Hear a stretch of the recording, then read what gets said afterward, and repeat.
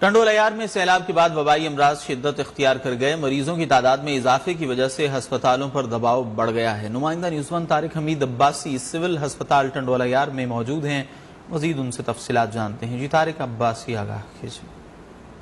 اس وقت موجود ٹنڈول عیار کے سول ہاسپٹل میں بارش کی سیلاب کی صورتحال کے بعد جو مریضوں کے اندر جو اضافہ ہو چکا ہے، اس وقت ٹنڈول عیار کے اندر او پی ڈی کے اندر 15 سے 20% جو مریضوں کے اندر اضافہ ہو چکا ہے۔ اس وقت ہمارے ساتھ ٹنڈول عیار کے ایم ایس سولنگی موجود ہے، مزید ان سے جی بات کرتے ہیں اس حوالے سے ان کا کیا کہنا ہے۔ جی سر، آپ بتائیں کہ اس وقت کتنا اضافہ ہو چکا ہے مریضوں کے اندر؟ اس وقت ہمارے پاس پہلے تقریباً فلڈ افیکٹڈ سے پہلے 1200 تقریباً روزانہ کی او پی ڈی تھی، ابھی وہ 2200 تک پہنچ چکی ہے۔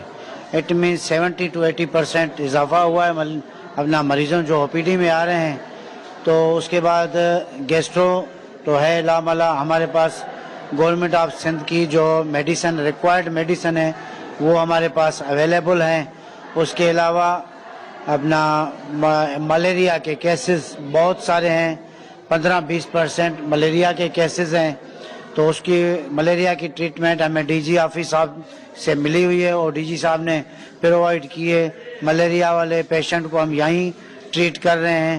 تو الحمدللہ ابھی تک نہ ہی کوئی ملیریا میں نہ ہی کوئی گیسٹرو میں ہمارے ہاسپٹل میں کوئی ڈیتھ نہیں ہوئی ہے۔ اور ڈینگی کا پرسوں ایک کیس ہمارے ہاسپٹل میں رپورٹ ہوا ہے۔ جی، مریضوں کو کیسی ٹریٹمنٹ دی جا رہی ہے یہاں پر؟ جو بھی ٹریٹمنٹ اویلیبل ہے اپنے پاس، جو ریکوائرڈ ہے، جو WHO کی ریکوائرڈ میڈیسن ہے، وہی میڈیسن ہم مریض کو دے رہے ہیں۔ جی، آپ نے بہت شکریہ، آپ نے تفصیلات سے آگاہ کیا۔